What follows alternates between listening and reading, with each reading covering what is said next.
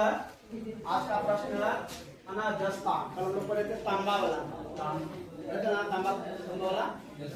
देखो क्या प्रश्न करा कि जस्ता में जीव धातु के अयस्कों का क्या करना है, नाम लिखना। जीव धातु का कौन कौन से अयस्क होता है उसका नाम लिखना है। और करा कि जस्ता के अयस्क से निष्कर्षण विधि को समझाना है। निष्कर्षण विधि क्या करना है, ये प्रश्न जो है आपका बोर्ड परीक्षा में कई बार पूछा, 3-4 बार मुझे रिपीट किया गया, ठीक है। और 10वां बोर्ड परीक्षा में भी क्वेश्चन देता है और 12वां में भी देता है क्वेश्चन। समझ में आ गया। ध्यान देना, जस्ता का प्रमुख अयस्क कौन कौन होता है।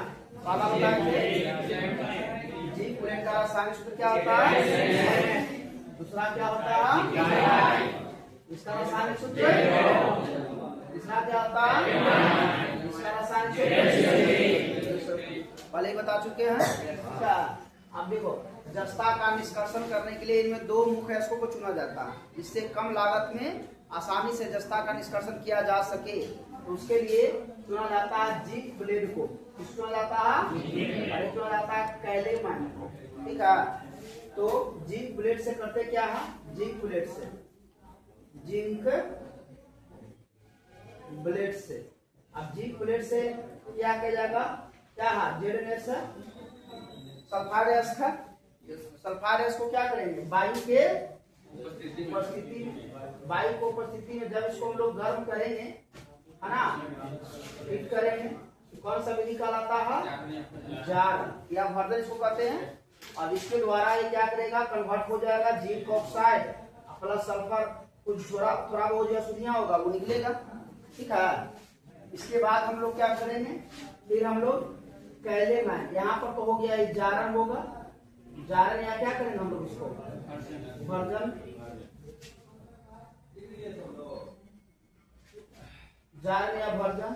तीसरा हो गया, दूसरा हो जाएगा है ना कैलेमाइन से, किससे कैलेमाइन। अब देखिए हम लोग जिंकाट का उपयोग नहीं करते, जिंकाट का उपयोग इसलिए नहीं किया जाता है, हाँ विकास में अशुद्धियां की मात्रा ज्यादा होता है और जिंक निकालने के लिए अधिक लागत देनी पड़ती है और अधिक खर्च होती है।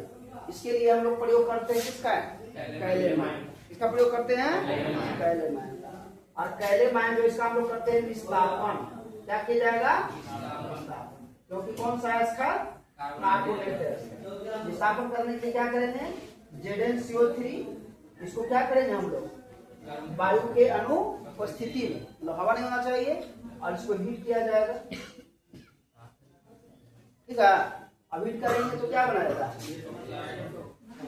जिंक ऑक्साइड प्लस क्या देगा, समझ में।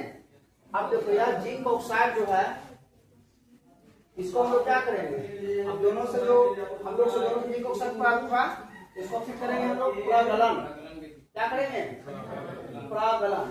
प्रगलन में इसको लोग कहते हैं स्मेल्टिंग, क्या बोलते हैं, इसको कार्बन अपचयन कहते हैं, बताया था ना कार्बन अपचयन। कार्बन अपचयन में क्या किया जाएगा, जिंक ऑक्साइड जो होगा इसमें क्या मिलाएंगे,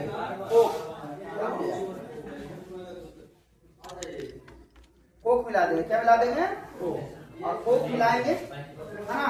तो कोक का काम क्या है, इसमें थोड़ी बहुत जो शुद्धियां होगा उसके साथ अवकरण करेगा, क्या करेगा ये, और इससे निकाल देगा zinc plus carbon monoxide gas बनकर निकल जाएगा हीट करने पर, ठीक है। क्योंकि यहाँ से जिंक प्राप्त हुआ, ये पूरी तरह से शुद्ध नहीं है, इसमें भी थोड़ी बहुत शुद्धियां भी है, फिर क्या किया जाएगा इसको है ना, प्राप्त जिंक को, प्राप्त जिंक जो हुआ, जिंक को धातु क्रम विधि से है ना धातु प्राप्त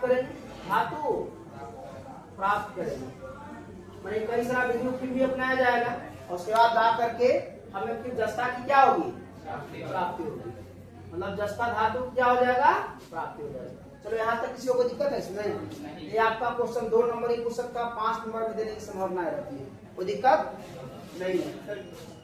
चलो तो इसको पहले हम लोग लिख लेते हैं, स्टॉप करते हैं।